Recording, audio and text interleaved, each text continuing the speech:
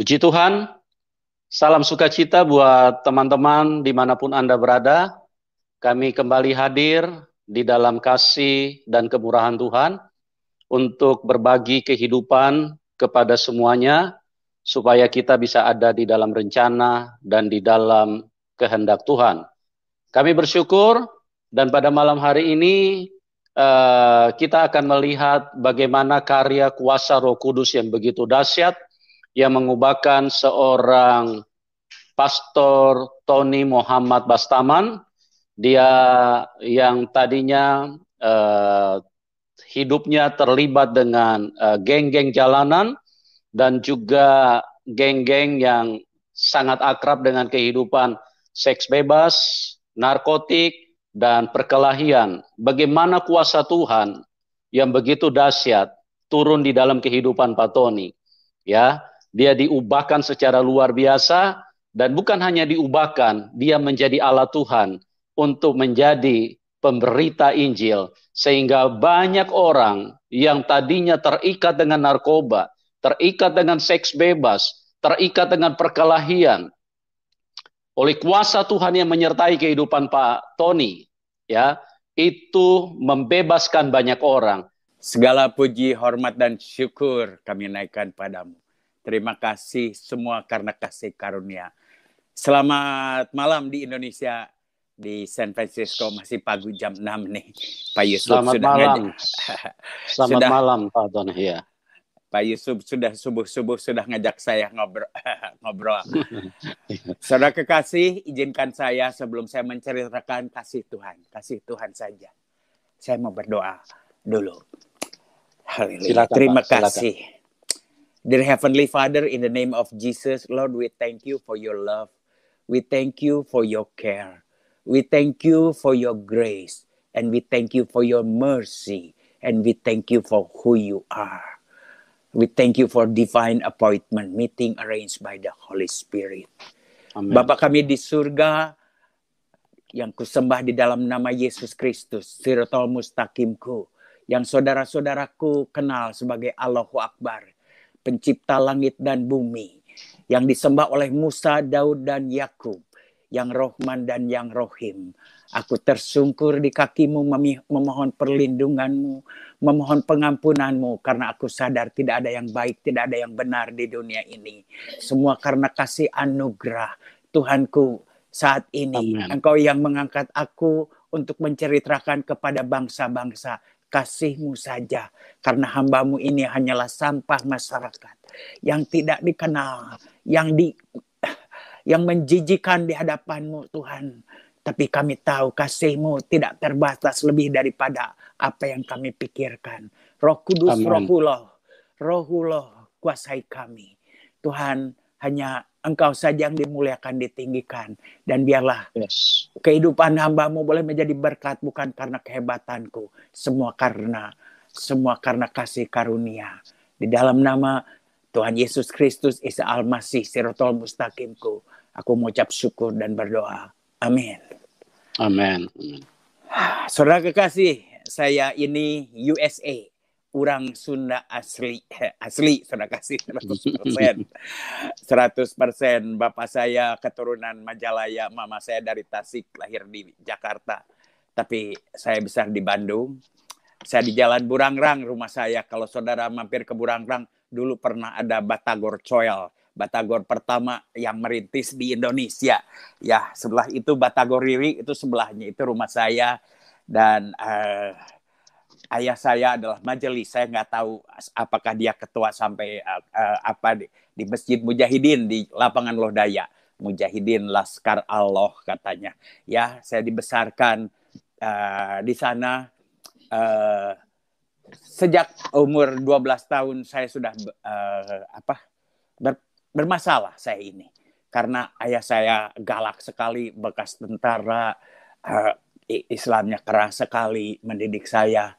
Sehingga saya berontak. Walaupun saya disekolahkan, saya nggak disekolahkan di madrasah, tetapi orang tua saya mengundang guru, Pak Udin, saya masih ingat Pak Udin, dari kelas 2 SD, saya percaya sampai SMP, setiap minggu 3 kali, 2 jam bersama abang-abang saya. Saya punya 2 abang, Saya ini anak bungsu yang tidak disayang orang tuanya. Tapi abang saya, tapi belajar saya lebih pintar dari abang saya waktu itu. Maksudnya lebih banyak mengerti. Saya berontak karena galak sekali bapak saya ini. Saya mencoba mulai kabur-kaburan, umur 12 tahun dah kabur ke rumah teman saya. Sampai saya dibawa ke seorang psikolog terkenal saat itu, namanya John Nimpuno, rektor daripada psikologi Unpad. Saya dibawa ke psikolog, dianggap karena bermasalah, diantar oleh abang saya. Lantas Pak John Nimpuno nanya, kamu ini maunya apa sih? Saya bilang, Om, saya mau ke luar negeri, saya bilang. Lantas abang saya mencabak tarang saya, kata kepala, kamu jangan ngimpi. Abang saya ini paling pinter, ranking 1 Jawa Barat dari SMA 3. Saya bilang, orang tua kita nggak akan ngirim kita ke luar negeri. Kamu lagi, apalagi kamu, katanya. Itulah yang saya katakan. Puji nama Tuhan, kalau hari ini saya sudah menginjak 21 negara. Because I have a dream, saya punya mimpi. Ya, di culture Indonesia itu selalu diajarkan jangan ngimpi, nanti nggak gelo, katanya nggak ketahikan, nggak kesampaian, jangan ngimpi. Di siang hari bolong, itulah di culture Indonesia. Ya, saya orang Indonesia, lahir di Indonesia. Tanah tumpah darahku karena darah saya tertumpah di Indonesia. Tapi saya baru sadar sekarang di Amerika itu diajarkan I have a dream, katanya Martin Luther King. Waktu itu orang hitam dan putih itu slave, ya. Satu hari, katanya, kita akan duduk di satu meja, budak dan bos akan bersama-sama. Mimpinya bahkan sekarang ada Black Lives Matter, saudara tahu semuanya. Tapi kembali lagi, umur 12 tahun saya sudah berontak, sering kabur. Sampai umur 16 tahun yang saya hitung kurang lebih 9 kali saya kabur. Ya, mulai umur 14 tahun saya mulai pakai narkoba. Waktu itu mulai isap ganja, terus ada obat-obatan rohypnol. Saya tahu it was wrong crowded, itu pergaulan yang salah.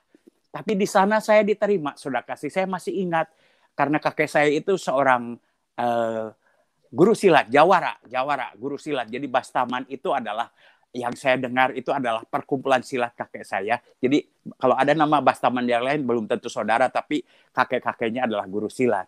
Ya, waktu itu saya jalan keluar, saya ditolak di keluarga. I'm nobody home. Ya, saya nggak dianggap di rumah. Udah mulai mabok, kabur, ngelawan. Waktu saya keluar rumah, saya tonjok tetangga saya, saudara kasih. Waktu saya tonjok tetangga saya, mereka welcome. You know how to fight. Welcome to the club, katanya. Oh, kamu tahu ya, bisa berkelahi. Selamat datang di jalan. I knew it was wrong crowded. Saya tahu itu ada pergaulan yang salah. Saya tahu itu. Saya tahu kalau saya di jalan, saya mabuk akan kemana saya. Tetapi kembali lagi, saudara kasih, saya diterima. I've been accepted di mana saya ditolak di keluarga, saya diterima di sana. Jadi kembali lagi, ada bukan dua pribadi, ya. Saya diajarkan sholat. Nah, waktu orang tua saya dipanggil juga sama psikolog itu, nah namanya anak nakal, sebetulnya saya nggak boleh dengar. Tapi tetangganya, teman saya itu Rizal Badudu, anaknya Pak Badudu itu, rektor ITB. Rumahnya tetanggaan dengan Pak John Nimpuno. Jadi saya main ke rumahnya, saya tahu bapak saya lagi di sana. Saya nyelinap, saya dengar. Dan saya dengar dengan jelas.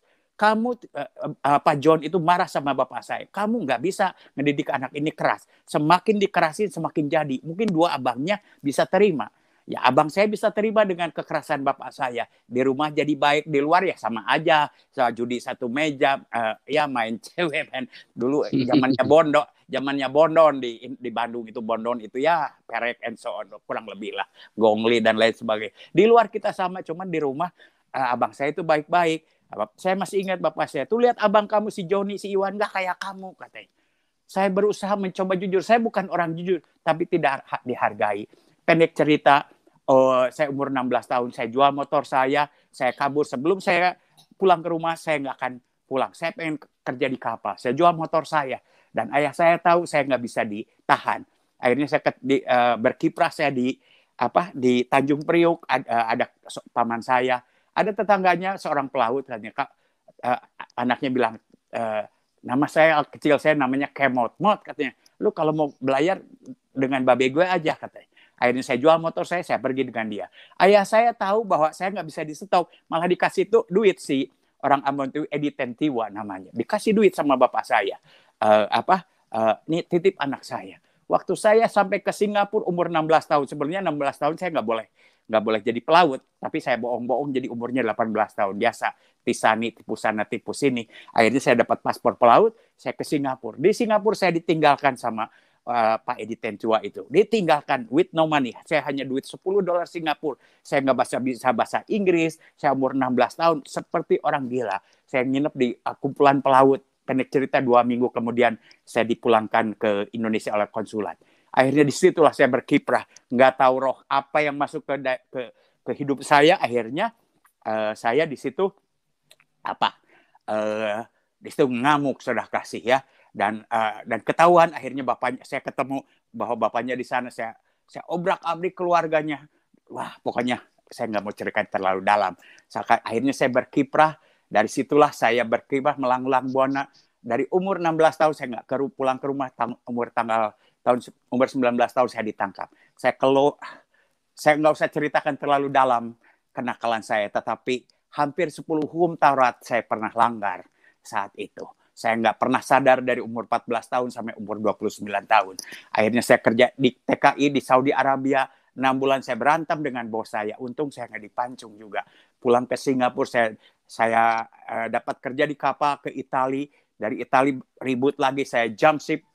Sudah lihat semuanya. Jadi pendek cerita yang saya ingin katakan, saya 7 tahun di Eropa. Sudah kasih dunia narkoba itu adalah roh jahat namanya pharmakeia.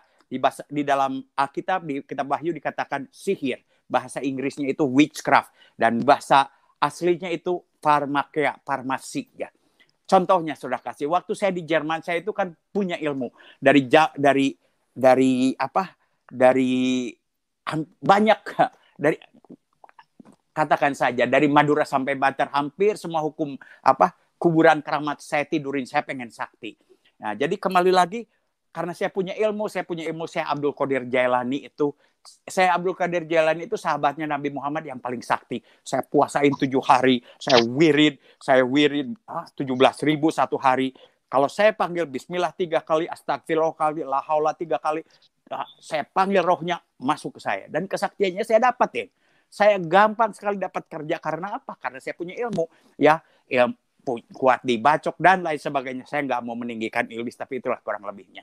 Ya, jadi saya punya kerja. Waktu itu saya di Jerman, saya dapat pekerjaan yang terbaik dalam hidup saya. Saya jadi head waiter, dining room steward, headnya, supervisor dari di kapal pesiar, sudah kasih. Ya, waktu itu pekerjaan yang terbaik. Lantas saya baca satu majalah Indonesia yang sudah robek. Amsterdam, ini surganya bagi orang narkoba. Nah, ini yang gue cari nih, sudah kasih. I didn't even think twice. Saya nggak berpikir 2 kali. Besoknya kapal mendarat, saya langsung loncat. Teman-teman saya bilang, Ton, kamu gila katanya. Apalagi kamu udah kerjaan bagus. Di Jerman bisa saya beli apa? Dari cocaine, you name it. Semua narkoba saya bisa beli di Jerman. Enggak, gue pengen pergi ke surga. Akhirnya saya pergi, kurang lebih 4-5 tahun saya. Hampir 5 tahun saya berkiprah di dunia persilatan. Ya, lantas setelah itu saya pulang ke Indonesia jadi tour leader. Nggak senang dengan sistem di Indonesia, saya pergi ke Australia. Dan saya lakukan apa yang saya lakukan. Jadi saya nggak mau mempertinggi dosa-dosa saya, nanti iblis yang senang. Saudara, sampai akhirnya capek. Enough, saudara. Tuhan, saudara lihat tadi di videonya. Waktu saya mau bunuh diri, saudara kasih. Ya, waktu itu saya mau bunuh diri. Karena apa? Saya difitnah sama bos saya. Ya, fitnah itu lebih kejam dari pembunuhan. Itu di agama saya, di agama Islam. Saudara kasih. Ya, waktu itu saya bilang, Tuhan, nggak pengen saya lahir ke dunia jadi penjahat. 2 kali saya masuk rumah sakit jiwa, saya sudah dinyatakan manic depression dari umur 16 tahun. Saya masuk Pamardisiwi, rehabilitasi paling sangar di Jakarta, di Cawang itu. Digebugin 3, maaf saudara kasih, itu yang terjadi. Saya talking reality. Digebugin pakai ngerokok aja nggak boleh. Scott jam 1000 kali apa berapa kali, saya nggak bisa jalan. Saya dimasukin sana dan saya dinyatakan manic depression. Manic depression itu sekarang bipolar. Mungkin bahasa Indonesianya 2 kepribadian. Kalau nggak semangat manic, kalau nggak depres, swing mood, nggak pernah. Jadi dan dokter di Eropa, di Australia bilang, kamu nggak bisa sembuh lagi. Kamu harus minum obat penenang sampai kamu mati. Obat penenang apakah? narkoba di jalanan atau obat penenang resep dokter. Tapi semua aja drug is drug anyway. Di jalan apa di dokter semuanya cuman ada pakai resep sama di jalan itulah kurang lebihnya. Jadi saya marah sama Tuhan. Tuhan nggak pengen saya lahir ke dunia kalau saya jadi penjahat, keluar masuk penjara, penyakit jiwa. Saya bilang mau mati aja nggak boleh. 4 kali saya coba bunuh diri nggak mati-mati. Sudah kasih saya raup itu kokain sama obat-obatan, saya sikat kokain nggak mati juga. Saya nggak mau loncat dari gedung tinggi, sakit. Kalau nggak mati kan aduh sakit. Saya matinya mau high aja gitu ya, sambil jadi high langsung nggak tahu ke surga atau ke neraka, mati deh pokoknya, nggak mati-mati. Ya, akhirnya saya udah bawa golok saya di kamar saya difitnah sama bos saya. Saya bilang Tuhan, saya bilang hampir 10 hukum Taurat sudah saya langgar. Cuman bunuh orang saya belum. Mungkin saya orang mati karena jual narkoba, saya nggak tahu juga. Sedangkan waktu saya ambil, nggak bisa keluar, sudah di kamar saya. Keliling-keliling di kamar saya. Dan saya tahu itu pasti dari Tuhan, saya bilang. Kalau dari setan kan sikat aja. Akhirnya saya ambil air wudhu. Waktu saya ambil air wudhu, air itu putih. Dan keluarnya merah, sudah kasih. Saya dari dulu sering dikasih penglihatan. Ya, Klooivoyang, bahasa Belandanya itu Klooivoyang. Jadi saya dikasih penglihatan. Dan saya tahu, saya bilang, wah tangan kamu ini, kalau ambil air wudhu itu bukan cuci tangan, menyucikan tangan. Ya, wah ini saya bilang, saya tahu tangan kamu banyak darah, maksudnya kotor, nggak layak. Kalau saya nggak layak, kalau saya nggak layak, excuse me.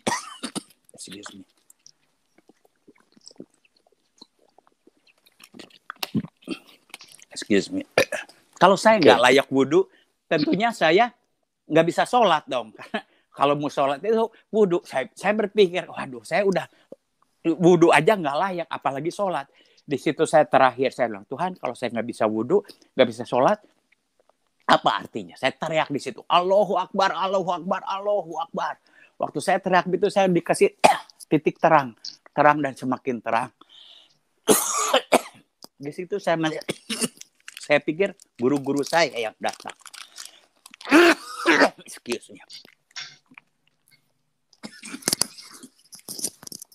Dipikir saya guru-guru saya yang datang. Ya. Karena banyak guru-guru saya yang suka datangin saya. Ternyata ini gara-gara si Pohlina yang cerita Yesus. Wah, ini dia nih gara-gara si Popo yang nginjelin saya. Saya bilang, not you man, I didn't call you, okay? Bukan Anda yang saya panggil. Saya panggil Allahu Akbar. Tapi saya tahu Isa Al-Masih. Since you are here, can you heal me? Mumpung kamu ada di sini, sembuhkan saya. Kalau memang kau Yesus Kristus. Saya nggak kenal dia. Saya nggak tahu tangannya berlobang paku atau apa. Yang saya tahu, dia julurkan tangan. Lantu, saya langsung dari ruqyah. Ruqyah itu doa pelepasan. Ya, di Islam itu ruqyah. Nggak ada dokter, nggak ada kiai, nggak ada pendeta. Saya di ruqyah. Semua ilmu saya keluar, pamacan saya, susuk, dan semuanya keluar benang hitam, semuanya rontok, sudah kasih ya. Setelah 2 jam saya di ruqyah dan saya tahu 14 tahun saya menderita manic depression, bipolar, sedangkan dan saya disembuhkan. Jadi saat itu saya bilang, bagi saya mudah karena kakek saya ini guru silat, sudah kasih. Ya, dia ngajarin saya kalau kamu ngadu ilmu, kalau kamu menang, ajarin dia. Kalau kamu kalah, belajar sama dia. Itulah dunia Kang Au. Jadi waktu itu saya kagum. Wah, Nabi Isa nyembuhin saya. Saya tidak ada marah sama agama saya yang lain. Yang lama. Saya tidak ada marah, tidak ada benci. Saya menghormati ayah saya. Ya, walaupun selama 14 tahun, saya tetap sholat juga. Walaupun mabuk, saya sholat. Saya bilang, Tuhan kau tahu hati saya. Saya bilang ya, saya mabuk karena kesalahan bapak saya. Ya, tapi saya juga mau sholat. Jadi teman-teman saya bingung, lu mabuk juga, lu sholat juga, katanya. Itu yang terjadi. Lu urusan gue, katanya. Urusan gue ada. Jadi itulah yang saya tahu. Menurut saya mabuk itu karena kesalahan bapak saya.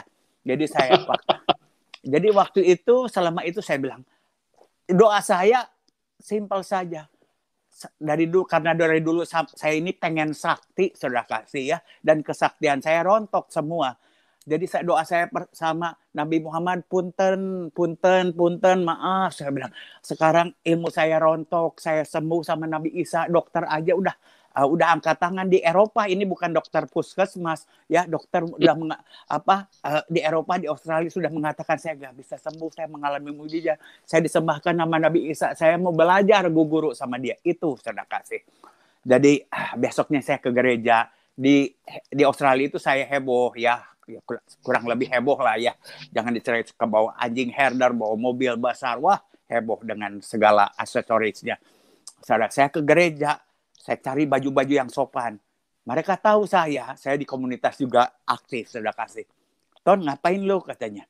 Lu mabok katanya. Enggak, nih gue bilang, ini bukan masjid, ini gereja. Gue tahu nih, saya bilang, boleh nggak masuk?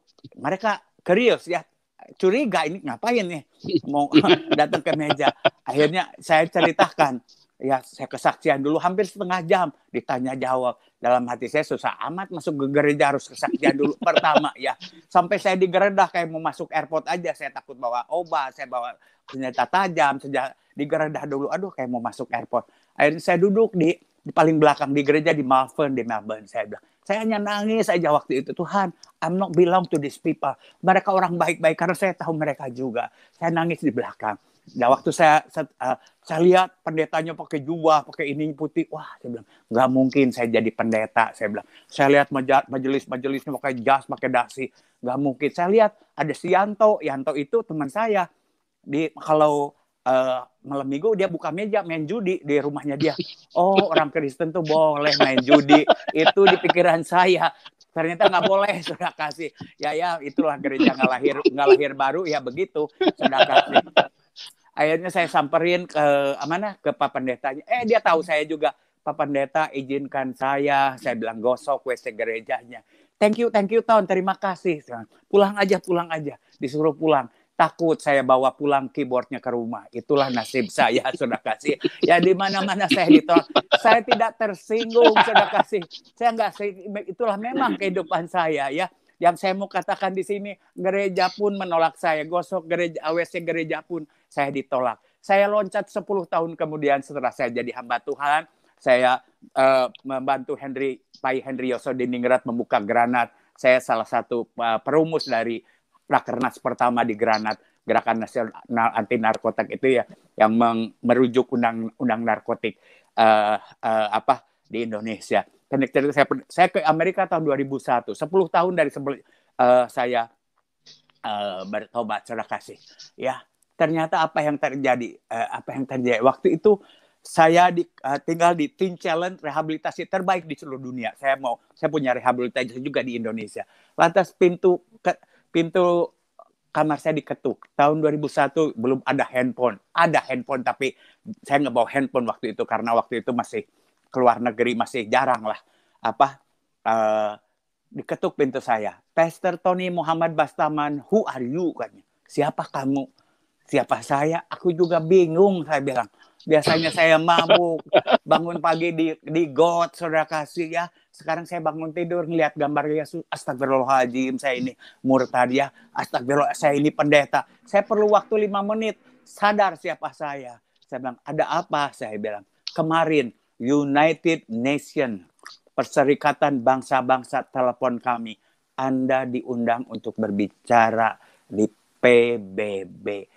Lantas saya tersungkur di kaki Tuhan, siapa saya? Siapa saya? Saya bilang, ya sampah masyarakat. Saya nggak pernah ngimpi jadi pendeta. Yang saya mau katakan kepada saudara kasih, ya, keluarga menolak saya, masyarakat menolak saya. Seringkali saya pun di gereja ditolak. Karena penampilan saya beda. Rambut saya gondrong, saudara kasih pakai jaket halip, pakai rantai. Katanya, Pak Tony, kamu itu pendeta? Iya, saya bilang. Kok pendeta rambutnya gondrong? Yesus kan rambutnya gondrong juga, saya bilang. Kamu rambutnya pendek, hatinya gondrong. Itulah bahasa saya waktu itu masih diproses. Jadi karena saya udah ditolak di mana-mana. Tapi saya mau katakan sama saudara, dunia boleh menolak saya. Tapi ada satu yang nggak pernah nolak saya. Namanya Yesus Kristus, Isa Al-Masih, Siratal Mustaqim. Semua kemuliaan bagi Allah. Jadi kembali lagi, itulah yang terjadi. Itu poin yang saya bicarakan. Saya dari Australia 4 tahun kemudian saya pulang ke Indonesia. Di mana-mana saya mulut nggak bisa di-stop, saudara kasih ya. Nggak tahu dari mana. Mulut nggak bisa di-stop ya. Jadi saya setiap hari hampir setiap hari cari persekutuan. Yang bule, yang apa di Australia. Nggak disuruh apa-apa, bersaksi di mana-mana. Ya bersaksi. Jadi itu mulut nggak bisa ada waktu saya bersaksi itu ya geng-geng atau segala macam dibawa ke gerejanya nggak siap juga waktu itu. Ya akhirnya bibitlah persekutuan. Di persekutuan itu baru saya ngelihat begitu kagum, saudara kasih. Wah, Nabi Isa ini sakti banget. Saya bilang ya, orang pada bertobat begini. Saya mau berguru karena poin saya itu ikut Yesus itu pengen sakti. Dan kesaktian saya salah.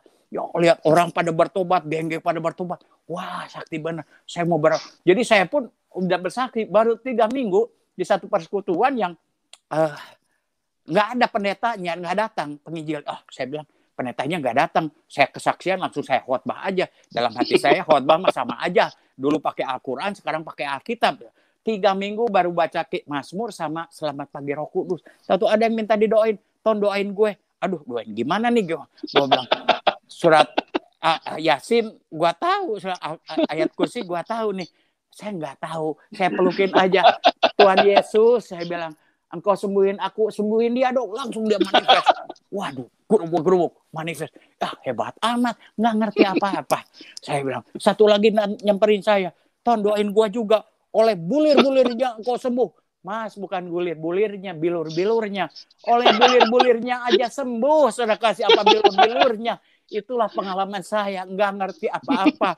Mulut nggak bisa ditahan kemana-mana. Bersaksi. Pendek cerita, banyak teman-teman yang bertobat juga. Akhirnya saya pulang ke Indonesia. Di Indonesia sekitar 94 saya pulang. Di Indonesia saya ini laku murtadin kan. Gereja panggil saya nangkring di Bali. Saya melayani dengan Palolot. Palolot itu legendaris. Kalau saudara tahun 70-80 semua orang tahu. Lolot itu preman terbesar, ketua geng Harley ya, di Kute ya, Kute Legian yang pegang Kute Legian. Dia sudah jadi pendeta. Saya ketok pintunya. Pak Lolot kenal saya? Enggak, katanya. Dulu saya anak Bandung yang digebukin sama 14 orang anak Harley. Oh, yang di Labarong Disco? Iya, katanya. Oh, gue ingat tuh, katanya. Masih ingat sama saya, katanya. Di situ saya nenteng tasnya dia aja kemana-mana bersaksi. Ya ke penjara bersaksi, di pantai anak-anak saya bersaksi di mana-mana. Nah, saya itu laku di situ ya, diundang. Pak Tony kesaksiannya 10 menit ya, kata gerejanya. Iya, saya bilang. Nggak bisa ditahan mulut. Jadi 45 menit, jadi sejam. Pendetanya bilang terusin. Malah saya yang khotbah, saudara kasih. Pendetanya terusin. Wah, saya direkam di situ ya. Direkam sambil ya dari kesaksian jadi khotbah ya, sharing sambil khotbah juga, saudara kasih. Akhirnya direkamlah kesaksian saya berodar kemana-mana. Tahu-tahu ada satu gereja di Los Angeles pelayanan Harley Davidson. Dari pendetanya semuanya anak Harley. Wah, pendetanya tato semua. Lagunya Rolling Stone, The Beatles, tapi diganti lirik-liriknya jadi lagu rohani, itu namanya kontekstualisasi. Itu di Amerika. Waktu itu saya masih di Bali. Dikasih saya surat, saya bilang Certificate of Ordination. Apa nih? Saya juga nggak ngerti. Wah, kamu ditahbiskan. Saya bilang ditahbiskan. Saya bilang pro dan kontra di Bali pendeta-pendeta. Ton, lu nggak bisa jadi pendeta, nggak sekolah Alkitab. Gue juga nggak mau jadi pendeta. Bukan gue merendahkan diri. Saya bilang, saya ini tahu diri. Saya bilang, nggak pengen saya jadi pendeta. Akhirnya saya bingung. Ini ditahbiskan. Saya telepon Pastor Phil. Pastor Phil, I never been to Bible school. Saya nggak pernah sekolah Alkitab. Kami tahu, kami memantau kamu, katanya. Setelah kami berdoa, nama kamu keluar, makanya kamu tahbiskan, buka set free di Bali, katanya, bersama Pak Lolot. What? Saya bilang, dikasih, ada 7 pendeta menandatangani gereja set free baptized di bawah Tommy Barnett, saudara kasih. Wah, saya bingung ya. Akhirnya pendek cerita, saya dikirim sama Pastor Dani Hanafi dari GC, gereja GC, sekolah di Harvest, saudara kasih. Ya, waktu saya sekolah di Harvest, saya baru sadar khotbah saya selama ini yang sudah beredar di kasetnya salah semua. Bukan salah semua, banyak yang salah, saudara kasih. Salah secara teologi itu salah, saudara kasih, konteksnya salah gitu. Bukan menyesatkan, tidak menyesatkan, tapi secara teologi salah. Aduh, saya bilang di mana nih kaset saya udah beredar. Saudara kasih, saya mau kasih tahu sama saudara. Orang bertobat, Orang sembuh bukan karena kita pandai berkata-kata, bukan merangkai kata-kata, bukan berdoanya puji-puji Tuhan, Tuhan tolong saya, bukan begitu. Ya, orang bertobat, orang sembuh itu karena ada Roh Kudus. Waktu Amen. itu saya nggak kenal apa-apa. Ya, God dwelling with your broken heart. Tuhan itu hanya bergaul dengan orang yang hatinya hancur. Saya masih acak aduk, saya berantakan, masih karakter saya masih nggak ngerti apa-apa. Tapi setiap hari saya nangis di kaki Tuhan, Tuhan, siapa saya? Ya, saya nangis di kaki Tuhan. Nggak cukup kata-kata saya. Apapun yang saya lakukan untuk Tuhan nggak pernah membalas kasih-Nya. Nyawa saya pun aku berikan nggak akan pernah membalas kasih-Nya.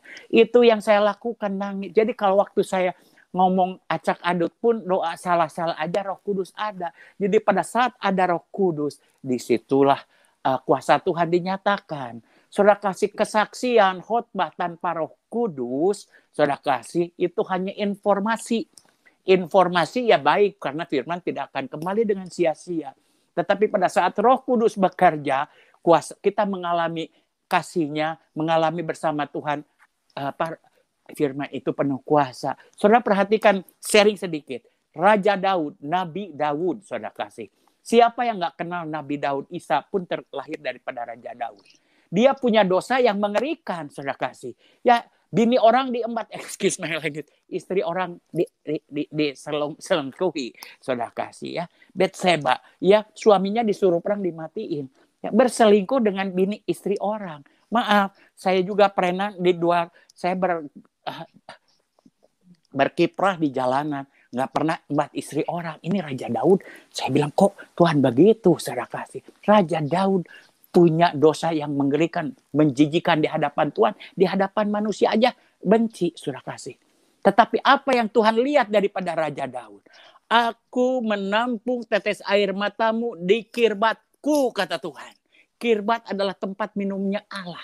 Pada saat Daud bertobat, pada saat hancur hatinya, Tuhan menampung pertobatan. Pada saat orang bertobat hancur hatinya, kita menangis di kaki Tuhan. Air mata kita ditampung di kirbatnya. Kirbat adalah tempat minum Allah. It doesn't matter who you are. Siapapun saudara. Pada saat kita bertobat dengan ampuni, tapi kumat lagi. Bertobat itu dengan hati yang hancur. Karena dosa itu menjijikan di hadapan. Jangan bangga dengan dosa-dosa. Kata yang EBTGAD. Jangan. Ya, jangan bangga dengan dosa-dosa. Dosa itu di hadapan Tuhan menjijikan. Tapi Dia adalah Allah yang setia dan adil. Pada saat kita mengaku berperkara, Tuhan ampuni. Mengaku, jangan membela diri. Ya, Tuhan hadir. Dan Dia bergaul. Dwelling in your broken heart. Dia bergaul dengan. Nah, saudara kasih, jadi itu poin saya yang mau katakan kepada saudara. Saudara kasih, jadi kembali lagi. Saya mengatakan bukan salah berdoa apa-apa boleh. Tapi waktu itu saya salah khotbah, Tuhan berbicara berada dan orang pada saat ada hadirat orang bertemplak. Kita tidak bisa. Kesombongan kita hancur di dalam hadirat Allah. Jadi itulah I'm learning by doing ya. Nah, setelah itu saya di sekolah Alkitab, saya di Harvard ditanya sama Pastor Jimmy Untoro, Sidoda daripada Gizi. Tahun kemana? Katanya, visi kamu. Saya bilang, London, sir. London, saya bilang, benar. Kata, ya, saya berdoa bajak nubuat orang London. Kita berdoa, nanti kalau memang rancangan Tuhan, aku kirim ke London. Senang dong, saudara kasih mau dikirim ke London ya. Saya ini city boy, saudara kasih. Ya, city boy. Di Amsterdam saya nggak pernah, di Majalaya, di Cileunyi nggak pernah. Saya city boy, anak menak ya. Jadi saya bilang, wah senang sekali saya mau dikirim ke London ya. Waktu saya sekolah di Harvard di mana? Di Karawaci. Sekolah ya Karawaci di Pelita Harapan situ. Ya tahu tuh Ton katanya Lombok perlu orang. No Lombok. Saya bilang London. Saya nggak mau ke Lombok. Puji Tuhan saya nggak dikirim ke Lombok. Saya kasih. Saya berdoa untuk Lombok. Pada saat saya liburan, saya membantu Pastor Edo Lantang di Gizi Bandung, saudara kasih. Ton, bantu kami. Iya, almarhum sekarang sudah meninggal. Ya gini, saya lain di Cimahi, saudara kasih. Dalam 3 minggu, kalau nggak salah saya baptisin sekitar 17 orang. 20 lebih orang bertobat. 17 orang di Cimahi, saudara kasih. Ya udah kamu buka aja di Cimahi. Nah, saya bilang, nah, Cimahi. Saya bilang, no, thank you. Wah, Disuruhnya saya buka di Cimahi, saya berdoa. Tapi, waduh Tuhan, saya mau ke Landan, saya nggak mau ke Cimahi. Waktu itu pertumbuhan saya. Sampai saya berdiri di mimbar di GC Bandung. Saya nggak mau dikirim ke Cimahi. Maaf, saya bilang. Ya, latar belakang saya bukan di Cimahi. Bukan saya sombong. Saya nggak mau naik Honda bebek. Saya mau naik Harley. Saya bilang, nggak nyambung pengalaman saya. Tetapi kalau Tuhan suruh saya ke Cimahi, saya akan pergi juga. Saudara, saya nggak mau. Tapi kalau Tuhan suruh, saya pergi juga. Saudara, puji nama Tuhan. Dalam 1 tahun, kita baptiskan lebih dari 125 orang. Preman, copet, garong, pelacur, sampai bencong dan juga kita baptiskan. Beri kemuliaan buat Tuhan Yesus Kristus. Saudara kekasih, yang saya mau katakan, ya, saya nggak ngerti apa-apa. Ya, saya nggak ngerti apa-apa. Ya, Tuhan menyuruh Yunus, Nabi Yunus di Al-Quran itu. Disuruh ke Niniwe, tetapi dia pergi ke Tarsis. Ya, Yunus pikir di Tarsis itu juga pelayanan. Banyak hamba Tuhan bilang, pelayanan mah di mana aja, yang penting pelayanan. Enggak begitu.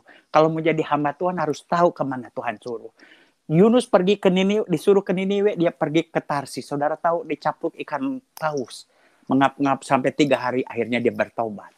Ya, pada saat dia bertobat, dia kembali lagi ke Niniwe. Dan Niniwe ditunggang balikan oleh seorang Yunus. Yunus bukan orang hebat. Ya, tapi dia taat pada Tuhan. Taat di dalam rancangan Tuhan. Tuhan bekerja. Ya, banyak hamba Tuhan, termasuk saya dulu, disuruh ke Brebes, perginya ke Brisbane. Disuruh ke New Delhi, ke India, perginya ke New Jersey. Tidak terjadi apa-apa. Puji Tuhan, bahasa roh, kira baba. Saya nggak anti bahasa roh. Saudara kasih, dari pagi sampai malam saya bahasa roh. Tapi jangan bahasa roh, utang bayar dulu. Jangan bersaksi di mana-mana, kita belum beres dengan Tuhan. Saudara kasih, mimbar bukan main-main. Jadi yang saya mau katakan, taat di dalam rancangan Tuhan. Saya menikmati saudara sekasih di Cimahi. Kenapa? Nggak punya duit. Tapi saya dihormati karena dari sampah masyarakat. Jadi ya saudara kasih, Tuhan, saya bilang, dari 80 orang waktu itu jemaat saya hanya 4 orang bayar 40-an. Karena yang lainnya nganggur. Kalau dokter bertobat masih bisa jadi dokter. Tetapi kalau copet bertobat nggak bisa jadi copet lagi. Saudara kasih, kehilangan pekerjaannya, skillnya nggak ada. Sampai kadang-kadang tidur 20 orang, 30, sampai pernah 40 orang. Tidur di gereja. Nganggur semuanya. Tuhan, tugasku sudah selesai. Mereka sudah bertobat. Engkau tanggung jawab. Kita makan dari mana? Kita nggak percaya orang benar tidak pernah minta roti sampai anak cucunya. Dikasih supermi 1 box dari gereja Bandung. Saudara kasih, di situ saya melihat mujizat demi mujizat setiap hari. Orang nggak kenal yang ngasih beras. Orang naik beca nangis di depan gereja saya. Ibu-ibu, ini gereja atau Harvest Center kan? Ini gereja apa kursus bahasa Inggris? Gereja Bu, pendetanya mana? Lagi mandi sambil nangis, diturunin berasnya. Ini beras buat di sini ya, biar ibu beli lagi. Nggak kenal, kita ngalami pemeliharaan Tuhan. Orang benar nggak usah minta roti. Ya, saya beli pisang goreng, comro, Bu, tolong goreng semuanya. Banyak amat, Pak. Iya, goreng aja, saya bilang. Bapak tinggal di mana? Itu di pengkolan, di pojokan. Oh, ini Pak Tony Bastaman yang suka ngusir-ngusir setan, katanya. Iya, langsung saya dikelu kaki saya. Aduh Pak, hatur nuhun, itu si Hisar Tambuna sekarang jadi gembalanya. Itu preman edan, katanya sekarang bertobat gini-gini. Makasih. Nggak usah bayar. Enak benar. Ibu, ini saya udah nggak usah bayar. Enak sekali sudah kasih jadi pendeta itu, beli combro aja gratis walaupun saya punya uang ya. Saya merasa dihargai, ada rekonsiliasi dalam kehidupan saya. Di stop, di lampu merah. Waduh, pas mau khotbah lagi. Cuma ada 1 di Cimahi lampu merah waktu itu. Aduh, saya bilang, Pak, maaf, saya bilang. Kau tidak lihat, orang Batak galak-galak. Kau tidak lihat, itu lampu merah. Maaf Pak, saya lagi cepat-cepat. Saya mau ke gereja. Oh, Anda pendeta. Siap. Waduh, saya bilang, enak dihargai, saudara kasih. Silakan jalan, gak ditilang. Saya bilang, kasih natsnya. Waduh, saya bilang, enak benar jadi hamba Tuhan. Pada saat saya menikmati jadi hamba Tuhan, Tuhan bilang, katakan, tinggalkan pelayananmu, layani narkoba. Nggak mau Tuhan. Ngapain saya ngelayani narkoba? Sampai hari ini narkoba itu nggak ada obatnya. Sampai hari ini. Saya sudah keliling dunia. Sampai hari ini. Nggak mau Tuhan. Saya bergumul dan ngomong, oke. Saya bilang, kalau Tuhan mau saya bikin panti narkoba, saya nggak mau bikin rumah sakit. Konsep yang salah. Rumah sakit, bawa ke rumah sakit namanya juga rumah sakit. Saya nggak mau bikin rumah sakit. Saya mau bikin miracle center. rumah mujizat karena mujizat saja yang bisa menyembuhkan narkoba. Saya berperkara dengan Tuhan. Lantas Tuhan berperkara juga dengan saya. Dia berbicara 3 hal. Jelas, 1 compassion, belas kasihan, 2 non-profit, tidak mencari keuntungan, 3 equality service, equality dari anak jenderal sampai anak tukang oncom sama. Oke, duitnya mana Tuhan? Tuhan nggak bilang lagi, wah gimana sih Tuhan nih nyuruh bikin rehab kan harus perlu duit. Datang 3 anak ke gereja. Pastor, saya sakau itu sakit karena engkau, katanya. Mau berhenti, oke. 3 orang saya kunci di kamar saya lempar tuh kuncinya keluar. Pastor, mana obatnya? Nggak ada obat-obatan. Jadi pakai apa? Di dalam Kristus tidak melebihi kekuatanmu. Jadi bagaimana? Lu masih dalam Kristus. Bertobatlah mereka 3 tanya. Kita doa jengkang-jengking. Saudara kasih puji nama Tuhan. 3-tiganya sembuh. 1 orang ada lapor. Seorang konglomerat, saya nggak usah katakan namanya. Ya, punya 50 yayasan di Indonesia. 50 yayasan. Dan anaknya dipanggil saya. Saya nggak tahu ternyata anaknya kena juga. Sudah kena narkoba. Tuhan bikin rehabilitasi narkoba. Oke, fine. Tapi 3 hal. Non-profit, belas kasihan, equality, whatever. Pakai ini saya. Di Gunung Pancar, di Sentul. In the middle of nowhere. Wah, jalannya off-road. Sudah kasih. Susah masuk ke sana aja. Pendek cerita, sudah kasih. Kita modal sayanya doa pelepasannya, tengkang saya, tengking saya, itulah modal saya. Saya dipanggilnya Ghostbuster, tukang tengking, itu aja modal saya. Ya sudah kasih. Banyak mujizat terjadi, tetapi defisit itu kurang duitnya. Karena kita nggak pakai tarif. Satu-satunya rehabilitasi di era saya nggak pakai tarif, saridonya. Ya biasa bayar di luar sana 2 juta karena Saredonya ngasih 300, nggak apa-apa. Akhirnya panggillah si Mr. X, bos saya ini. Partner saya, bukan bos saya yang di atas Yesus Kristus. Ton, income 1 juta, pengeluaran 6 juta. Aduh, saya bilang gimana? Jadi gimana dong? Saya bilang, nggak bisa begini. Gini aja, break even point-nya berapa? Kalau semua bayar 750.000, nggak untung, nggak rugi. Ya udah, kita tarif 750.000 katanya. Yang nggak punya duit, di subsidi silang, tapi tetap kita layani. Wah, benar juga Cengli. Saya bilang, enak dong, hebat, luar biasa. Dia teman saya ini, partner saya ini penasihatnya Gus Dur. Wah, asik, saya bilang. Waktu saya doa, saya ditengking sama staf saya. Pakai bahasa Inggris, my servant, why don't you trust me? I'm the Lord the provider. Kenapa engkau tidak percaya, katanya, bahwa aku Allah yang bisa memberikan segala kebutuhanmu. Waduh, saya bilang, gimana nih? Saya datangin ke partner saya Mr. X. Bos, I love you, I respect you. Tapi Roh Kudus bilang, katanya, jangan pakai tarif. Tuhan mengasihi orang-orang yang memberi dengan sukacita. Waduh, saya bilang. Enggak. Nah inilah orang Pentakosta. Katanya, God tell me terus. Kamu percaya itu suara Tuhan? Percaya. Sudah apa yang terjadi? Saya udah kasih. Kalau kamu mau jalan sendiri, silahkan jalan sendiri. Saya angkat tangan. Waduh. Saya bilang. Saya pergi lagi sama staf saya. Si bos cabut nih. Income 1 juta, pengeluaran 6 juta. Apakah kita mau melayani Tuhan? Digaji, nggak digaji? Kita melayani. Nggak ada staf saya yang angkat tangan. Nggak ada apa. Ya. Oke, kalau gitu, gue terakhir yang dapat gaji. Semuanya angkat tangan. Siapa, Pastor? Doa saya nggak ada income 1 juta, nggak ada donation. Doa saya jengkang-jengking. Dari 1 jam jadi 6 jam sehari.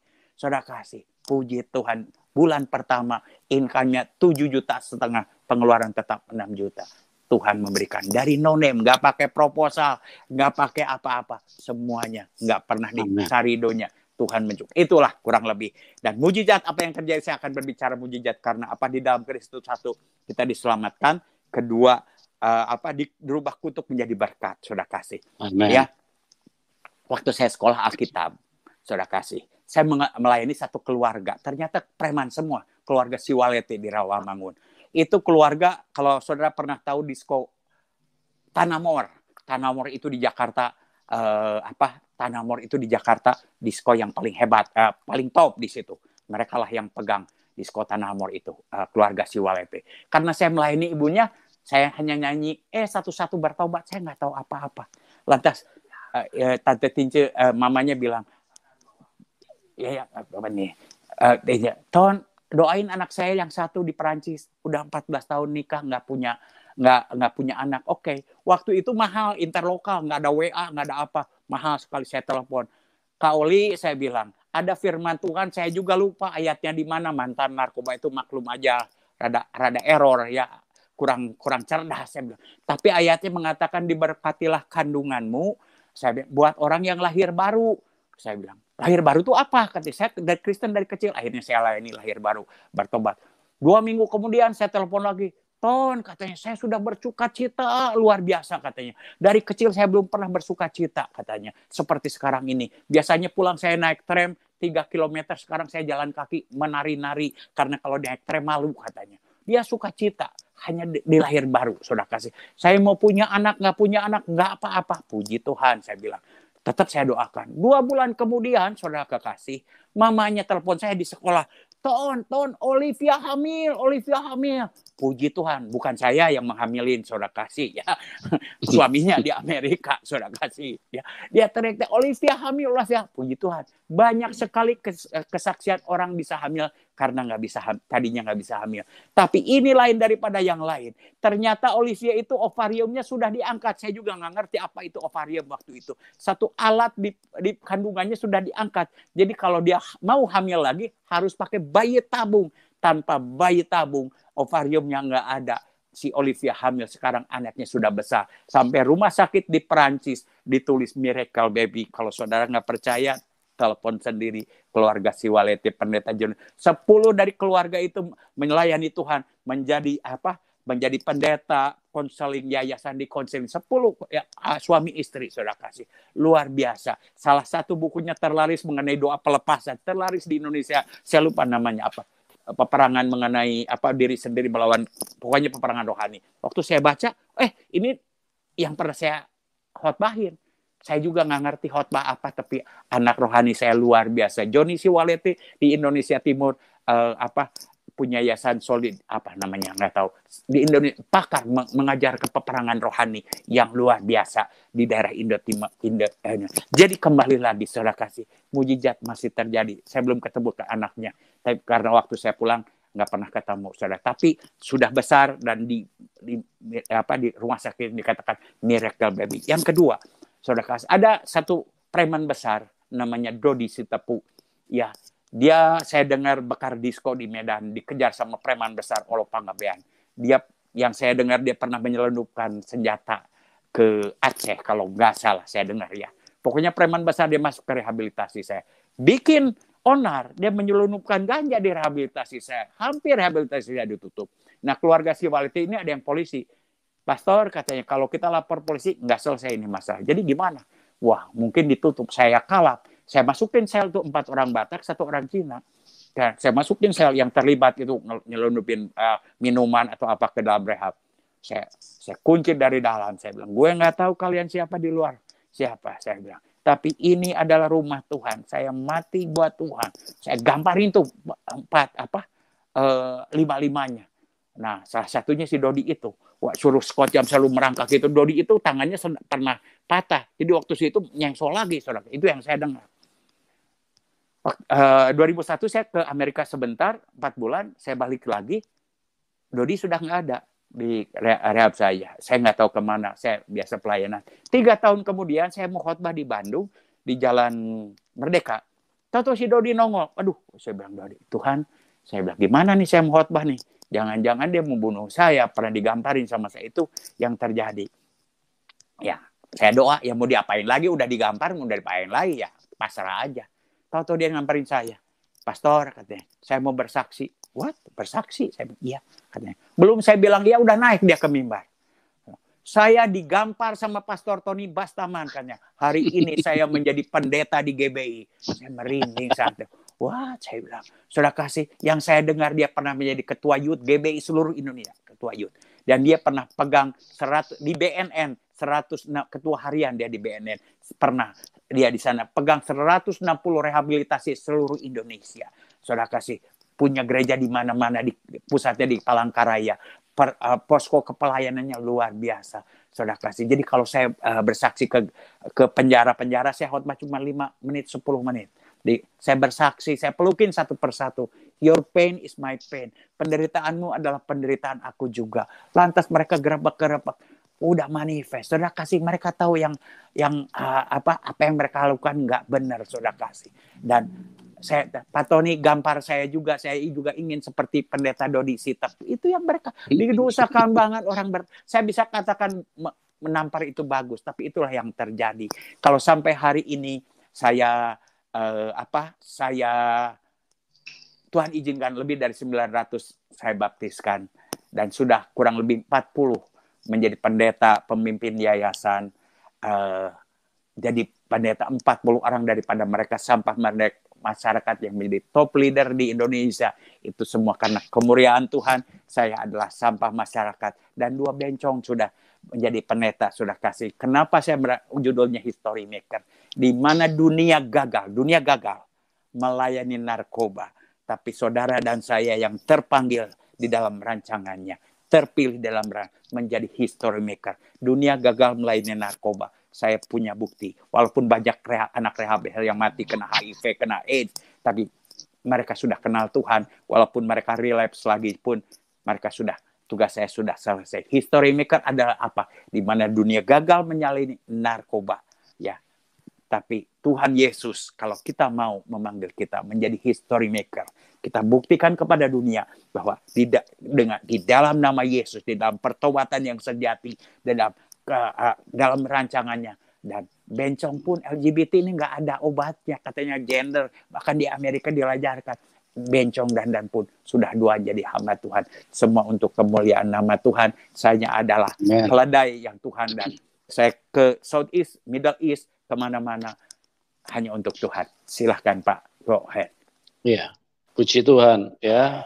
Begitu dahsyat kuasa Tuhan yang mengubahkan seorang Pak Tony Bastaman dari seorang yang mungkin dikatakan adalah sampah masyarakat, tetapi saat ini beliau menjadi bejana yang begitu luar biasa, sehingga banyak orang yang bertobat, diubahkan, disembuhkan dari dunia bisa berikan jawaban. Tetapi itulah kuasa Roh Kudus yang tidak bisa dibatasi, yang bekerja bagi Pak Tony dan juga bagi siapapun Anda. Kalau Anda mau buka hati, kuasa yang sama tidak terbatas, karena Tuhan tidak pernah memilih-milih orang.